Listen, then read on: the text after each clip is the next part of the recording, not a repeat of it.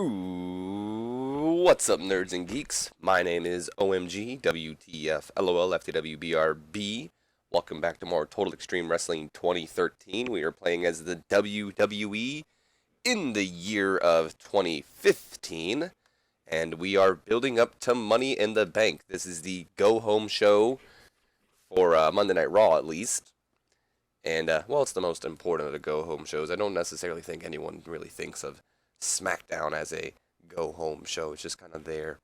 Either way, though, here we are, booking Monday Night Raw. It's been a little while. My apologies, but this Raw was a little bit difficult to book because I had to dig a little further because of the main event tonight, which we'll talk about when we get to it. But either way, no more talking. Let us go ahead and run this show. So, we are going to have two pre-show matches. Our first pre-show match is a huge 8-man tag team match. And it is a bout that had solid in-ring action, but not much weighing heat. The team of Fandango, Sin Cara, and David Otunga and Curtis Axel defeats Mark Henry, Goldust, Jack Swagger, and Zack Ryder, when Curtis Axel defeated Zack Ryder with the Henningplex. Who would have thought that Zack Ryder's now being treated better in real WWE than mine? Don't worry, all you Zack Ryder fans. I've always had a plan for Zack Ryder. Even before WWE gave him a WrestleMania title shot, or a WrestleMania moment, an Intercontinental title, and all that stuff. I've always had a plan for Zack Ryder. It's just not happening yet. Give it a little bit. 54C minus, though. I'm actually a little impressed by that rating. So, David Otunga is improving in performance, and Goldust is improving in technical and performance. That's awesome. Where's the...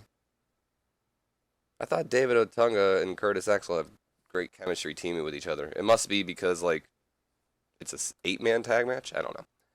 And then we go to our main event, which is a tag team match and does a 69C+. And the match had some good action, but not much weighing heat. Kane and Big Show defeating The New Day, when Big Show defeated Kofi Kingston with the KO punch. So moving on to the start of Monday Night Raw. Raw starts off with Seth Rollins making his way down to the ring with a big smile on his face. He gets in the ring, but before he can say a word, he's interrupted by Ambrose, Ambrose, Ambrose, Ambrose, Ambrose. You know, the Ambrose chants from the crowd. Rollins then begins to laugh in the mic before saying, "It's funny you guys should say that, since we still haven't heard anything back from the doctors yet about Dean Ambrose, and if we don't hear anything by the end of tonight, then he's going to lose his match with me this Sunday. So go on, chant for a guy who's going to let you down and not show up anyway." And then Sting's music hits Nerds and Geeks, and he makes his way to the entranceway with a mic in hand, and he says, "Seth, you know, for once you're 100% correct. We haven't heard anything from the doctors about Dean Ambrose, and if we don't hear anything by the end of the Raw, well, we are going to have to find ourselves a new #1 contender." Rollins, right after he hears that, is furious. He's, what? What are you talking about, a new #1 contender? It's a week before the show, blah, blah, blah, blah. And then Sting's like, yeah, you didn't think you were going to get out of defending your title, did you? Nah, no, Seth. We're finding you an opponent tonight. So tonight, we're going to have a 6-man match in the main event, as this year's combatants in the Money in the Bank will all battle each other over the #1 contendership for the WWE Championship. And if Mr. Ambrose doesn't show up tonight, then whoever wins our main event will face you in a ladder match at Money in the Bank, while the rest of the 5 remaining people in the ladder match continue their spot to try to get the ladder, or get the briefcase. And I imagine maybe a, woo, enjoy the show, or something like that, while Seth Rollins is pissed. And that leads up to the fact that we have a story being told tonight. There might be a new #1 contender, all that stuff. And overall, an 83B+ rating? Hell yes. Good rating. We then go on to the announcers putting over that. Later on tonight, we will see Dolph Ziggler take on Bray Wyatt, Rusev, Daniel Bryan, Randy Orton, and Roman Reigns. And then we see John Cena making his way down to the ring. And then he makes his way to the ring. Interesting, a 64C. Neville, you brought me down, but that's okay. John Cena's music hits as the U.S. champion races towards the ring and takes the mic with him. And then he says, you know, every week I come out here and I defend my U.S. championship, the title of opportunity. It's starting to become somewhat of a tradition. The highlight of Raw, some people say. Which is why it pains me to say that tonight I will not be defending this U.S. championship. The crowd begins to boo him, and then he goes, I know. And ultimately, this is my decision, but you can blame two people. Sheamus and Bad News Barrett. Two people that just can't seem to stop poking their nose in my business. You see, they don't really want to win the U.S. championship. They want to beat me to win the U.S. title. They want to be able to say that I'm the guy that took the U.S. title from John Cena. That's why this Sunday, it's put up a shut up. But tonight, here's my challenge. I'm issuing an open challenge to anyone in the back who wants to team with me to take on Sheamus and Bad News Barrett. Of course, that's if they have the balls to answer my challenge. And then Neville's music hits. He makes his way down to the ring. Doesn't talk for long. That's probably why this segment didn't do that well, because I let Neville talk on the mic as well. But Neville is all pretty much just saying, if it wasn't for them last week, I could be the United States champion. I got some unfinished business with them too. You and me team up or something. So Cena was a real star. Neville looked dreadful. What can you do? Let's see if Neville, he was penalized for a poor gimmick and low momentum. I always forget that he has a poor gimmick because of my dumb ass. So we go on to, oh wait, hold on, not yet. And then Sheamus and Barrett come out. And Sheamus is like, I'll fight you. How did Neville come out not looking good? Literally, he had to just stand there. So he's like, I'll fight you. And then we go on to our impromptu tag team match. That's not necessarily impromptu, but, you know, whatever. Opening match of the night gets a 76B-. That pickups all of a sudden. And about that featured great action and average heat. Sheamus and Barrett defeating Cena and Neville when Sheamus defeated Neville with the Celtic, or is it Celtic or Celtic? I'm not sure. I think it's Celtic. Celtic Cross. No worker improvements, unfortunately. So Sheamus and Barrett also still getting a little bit of an upper hand here on John Cena, even beating him in a tag team match. Things are not looking good for the champ. Holy hell. In 89A, Bryan, calm down. But thank you. In 89A, that makes no sense. In 89A, should be a B+, but we'll go with it. Daniel Bryan's backstage. He's being interviewed about his chances in the main event tonight. And he says, it's great. I mean, being in the Money in the Bank match itself is an amazing opportunity. I would know. But to think that earlier today, I thought it was lock-in that I was in the Money in the Bank ladder match. But I come to work and I find out now I have a shot to earn the chance to take on Seth Rollins for the WWE Championship this Sunday. I'm not really one to root for someone's downfall, but I kind of hope Dean Ambrose doesn't show up tonight. Because I plan on winning tonight. And then I plan on going on the Money in the Bank and pulling off exactly what the Ultimate Warrior did in holding both the WWE and Intercontinental Championships. Of course, then I imagine the person be like, oh, good luck tonight, Daniel. Thanks. Something like that before it ends. 89A, thank you. Then we see John Cena approach Neville backstage, pretty much just, it says psyching up, but I didn't really necessarily write an angle because it's literally Cena just, you know, kind of not psyching him up, but cheering him up in a way, or, you know, saying, you know, they got the better of us tonight, but good job out there, kid. You know, you got a bright future. Keep your head up, blah, blah, blah, blah, stuff like that. 72B-, not too bad. We then go on to a 37D-, and a bout that featured solid in-ring action, but non-existent crowd heat. The Ascension defeating the team of Bobby Fish and Caprice Coleman, Team ROH we'll call them, in 5 minutes and 50 seconds when Connor defeated Fish with the fall of a man. I had the Ascension completely dominate this match, so that's probably why I didn't do that well. Victor's improving in technical, though, so that's awesome. We then have R-Truth just hyping his upcoming match against Leo Kruger. I didn't type anything out for this, but I imagine him being like, you know, I got history with them Wyatts, man. And I look at Leo Kruger almost every day, and I think, that could have been me, dog. That was Adam Rose before he was Leo Kruger. Who knows who R-Truth would be right now? So I'm going to go out there, and hopefully I'm going to knock some sense into Leo Kruger. That way he can go back to being the party animal he used to be. Something like that.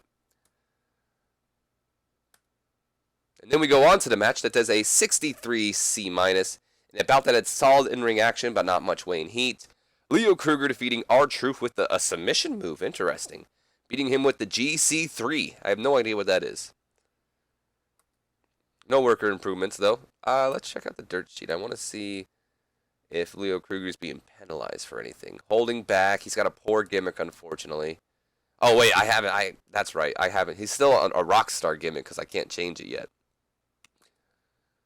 We then go on to a 54C-. Truth is just, after the match, Bray Wyatt, motions to Kruger and the Wyatt family. Take him out now. They start beating him up. All of a sudden, here comes the Usos, returning from their beatdown from the Wyatts weeks back, coming out, clearing the ring from the Wyatt family. Oh! Sending them back. Leo Kruger apparently looked lost out there. I don't know how. That literally makes no sense. How? He literally just had to beat someone up. How do you look lost out there? Sometimes, too. I swear. You don't give people credit. 54C-, though. I'm satisfied with this. And then, I assume this would be coming back from commercial break, and the announcers would be like, well, this just announced. At Money in the Bank, we'll see the Usos team up with R-Truth to take on the Wyatt family, being represented by Leo Kruger, Luke Harper, I almost said Bray Harper, and Eric Rowan in a 6-man tag team match at Money in the Bank. So, I mean, it's not necessarily, huge news, but at the same time, what the freak? Why is there so many Jimmys? At the same time, you know what I mean? Luke Harper, Eric Rowan. So, R-Truth and the Usos versus the Wyatt family. There we go. This is also a way to get Leo Kruger some time on the pay-per-view as well. Increase his popularity. What do we got next? We then go to a 63C, a triple threat match between 3 representatives from the 3 teams that will be fighting over the tag team titles at Money in the Bank. And the match had some good action, but not much weight and heat. Tyson Kidd defeating Darren Young and Damian Mizdow, when Kidd defeating Mizdow with the blockbuster. We also had Titus O'Neil and The Miz on commentary here. I'd imagine those two kind of just bickering back and forth on the commentary table while this match is going on. Young was off his game. That's unfortunate. But overall, this didn't do too well. Tyson Kidd improving in performance as well, so you can't complain about that. We then go on to a 71B- coming back from the commercial break. I'd imagine Cesaro and Kidd kind of walking in right now. Rollins is backstage with Rusev in the uppercuts, and they begin to go over a plan before they notice the cameraman, and then all 4 of them are like, hey, get out of here, get out, can't you see we're talking, come on, leave. And then he finally, gets pushed out, basically, and then they close the door. So pretty much, right here, it's kind of like some TNA booking. Like, we see that something's going on, but we're not allowed to know because the cameraman wasn't there to see it. But Rollins has something planned, and he's obviously getting his authority buddies in on this, nerds and geeks. I wonder what's going to happen. A 71B, though, that's pretty rad. Oh, we're being held in front of 10,000 people exact. Interesting. We then go to a 51D+. Natalya is just hyping her upcoming match against AJ Lee. This is going to be for the Divas Championship, so there you go. 51D+, though? Come on, Natty, you could do better than that. We go on to the match. This is a 55C-, and about that it's solid in-ring action, but not much weight and heat. AJ defeated Natalya when Natty was disqualified after Paige ran in and attacked AJ. So AJ never really even got a chance, although these women were having a good match, and then Paige came in and broke it up. But here comes Victoria. I'm not the lady to mess with. Whoop! Make it racing down to the ring to save AJ from a further beating from the 2 Dirty Devils, or the Dirty Divas. Devil Divas. I don't know what the hell I'm saying. Damn, dude, I can't do these Divas, man. They suck. Fuck. Whatever. We then go on to a 71B-, Orton being interviewed about the main event later tonight. And he says, it's a great thing, isn't it? I mean, yeah, it sucks for Dean Ambrose, but right now, boy, it feels good to be Randy Orton. You could say I'm being a little overconfident, but tonight, not only do I plan to go out there and win that #1 contendership, but I plan on pinning Rusev for it. Because if you remember, I should be the WWE champion right now, and I would be if it wasn't for that Bulgarian boob. So Rollins will have him to blame when I beat him this Sunday for the WWE championship. And Randy Orton just doing a quick little interview as well there. We then go on to our pre-main event of the night, which gets a 61C, and a match had some good action, but not much weight and heat. Titus O'Neil defeating Cesaro and The Miz, when O'Neil defeated The Miz with a spear. Interesting enough. So Titus getting a little momentum on his side, too. I didn't want to just have both Cesaro and Kid win. I want to present like it looks like, there's a chance. So the Usos are hanging out backstage when R-Truth walks up to him and he's like, "Sup, guys? I just wanted to talk. Thank you guys for having my back out there tonight." Then Jimmy replies back, "Look, Truth, don't worry about it. We've got our own issues with the Wyatts as well, so anything to help out a friend. But speaking of the Wyatts, looks like this Sunday you and us get a chance at a little payback." And then Truth's like, "Yeah, that's what I'm talking about. I got my issue with them dirty Wyatts too. I mean, look at what they did to Adam Rose, and I think that could have been me. But this Sunday, it's time for the Wyatt family to get got." Apparently Naomi helped Jimmy Uso in this segment, so there's that. Just a quick little promo to hype up the match they're going to be taking place in. And then here comes Seth Rollins down to do commentary for the next match, 78B. Keep that up, Seth. Keep that up. But before the match can begin, the Wyatt family appears on the thing, and looks like I still have to not grade Leo Kruger because a 58 C-. Come on, guys, really? This should have done a lot better. But whatever. I gotta stop grading Leo Kruger for now, I guess, still. So Bray Wyatt and the rest of the family are in this dark room, of course, before the match begins, doing their "we're here" thing. The only light, of course, is coming from Bray's lantern as he mumbles himself to a bit before saying, "Mr. Rollins, you're quite cocky. A little too cocky, if you ask me. You think you're safe? You never been safe, boy. Although our paths have never crossed. Do not think I don't know who you are, and do not think that I don't want what you have. Come Sunday, no matter what happens tonight, you are not safe. You will feel my presence this Sunday, and just know that my eyes will be on the prize the entire time. Texas, we're here." And then out come the Wyatt family. Leo Kruger, you didn't have to do anything. He's improving in acting, though. Oh, that's Luke Harper. Damn. Luke Harper's fine, too, though. I don't understand. Whatever. 58 C-. Should have been better, but Leo Kruger brought it down. That was just a little pre-match promo before the match begins. We go on to our main event, which says a 78B. Yes!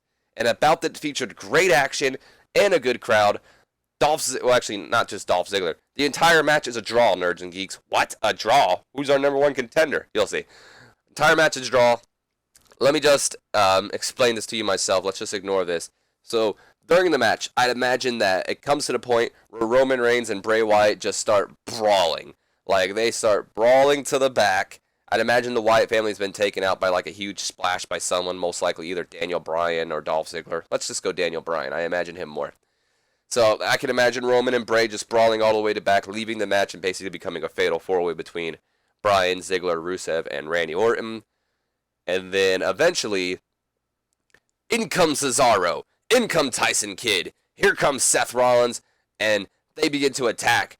Or not Seth Rollins, I'm sorry. Here comes Cesaro, here comes Tyson Kidd. Rusev goes after Randy Orton. Tyson goes after Dolph Ziggler. Cesaro goes after Daniel Bryan. They're all battling. The referee doesn't know what to do. He throws the match out. No contest because too much interference is going on right now. And, yeah, there you go. Daniel Bryan is improving in performance. Roman Reigns is improving in performance. Bray Wyatt is improving in performance. And Rusev is improving in Rumble. Out of curiosity, I just want to see this. Look at all this. Bonus. Yes, bonuses. I love it. Dolph Ziggler penalized. Rusev was penalized for not dealing with the pressure to go all out. I am so fucking... How do you deal with that pressure? Bray Wyatt's got a poor gimmick, unfortunately. How shameful. Alright. Well, either way. The Authorities continuing the beat down on all three of them. Seth Rollins joins the ring. And then Dean Ambrose's music hits. 67C+, though. This should have done better. But then again, look how many people are in here. The music of Dean Ambrose hits. Hold on, wait, before we go on. Rollins and the Authority continue their beatdown on Bryan, Orton, and Ziggler when all of a sudden the music of Dean Ambrose hits, and out comes Dean Ambrose, ripping off his neck brace along with the other items, just kind of like maybe an arm brace, shit like that, from the hospital. And then he makes his way to the ring, but not before grabbing one of the ladders that was set up for the show. Cesaro and Kid meet him halfway down, but pay for it when Ambrose tosses the ladder into them. Rusev goes to step out of the ring, but is turned around and gets hit with an RKO by Randy Orton, and then Rollins just flees out of the ring as Orton, Ziggler, and Bryan begin to surround him. So I imagine, they begin to corner him, and Rollins slips out of the ring and then starts laughing at him. Ha, ha, ha, you couldn't get me. But as soon as he's out of the ring, Ambrose goes after him, and the two begin to brawl around the arena, through the crowd, and all this, as Rollins tries to retreat through the crowd, but Ambrose follows, and the brawl continues throughout the crowd to end off the show. I'd imagine eventually, Rollins escaping and Ambrose posing with the crowd as they're all chanting his name, Ambrose, Ambrose, Ambrose, as he's, I'll see you at Sunday, you son of a bitch, or something like that. 67C plus, though. I definitely wish this would have done better. It should have done better. I'm blaming Tyson Kidd for this. I am blaming Tyson Kidd. Mostly because you see he's underwhelming. I don't know how much he would affect it, but this should have done better. In fact, can I check the dirt sheet and see if something in here possibly affected it? It should. A lot of people. So Orton, low morale, poor gimmick. Orton, fucking off. All in all, though, it got an 80B, and it increased our popularity in 19 regions, so I'm not one to complain. SmackDown might take a little while to get uploaded as well, though, nerds and geeks, just so you know. I currently have no plans for Friday Night SmackDown, except for maybe Ambrose explaining himself and having a main event match. Other than that, though, I don't necessarily know exactly what I'm going to do with SmackDown yet, so it might take a little while to upload, but we'll see. So apparently Dump Mustasu is more important than my Monday Night Raw. Thanks. Apparently Triple H is also bringing in new faces. Oh, Ryback's back. Cool. Awesome. So Ryback returns. Big E's contract's up, so let's hire Etor. No bonus. And let's see if you'll take $350 for 3 years. Sounds good to me. $350? We'll do it, Big E. There you go. Went up, up, same, up, and up. Cool. All these people I gotta give money to real quick. So decisions, is it something I didn't want you to see? Nope, not at all. It's just Kenta. Complete contract signing. Here you go, Kenta. And these are just Orton and Etor. I got a couple people I gotta give bonuses to, but before we end off this episode, I want to check our storylines just to see how everything's going. So far, so good. Although I really think Money in the Bank should have been better, but because of that Tyson Kidd segment, I understand. We're missing somebody here. Bray. We're missing Rusev for one.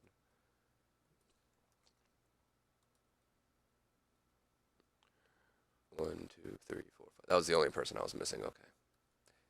Other than that, the Nerds and Geeks, so that's going to be the end of this episode. If you guys have enjoyed, do me a favor, leave me a comment, like, and subscribe if you have not already. And as always, my name's been OMG, WTF, LOL, FTWBRB. Don't forget to share this video with your friends, Facebook, and Twitter. And as always, I will see you guys next time. So until then, be patient, because SmackDown might take me a little while. I'll see you then. Have a good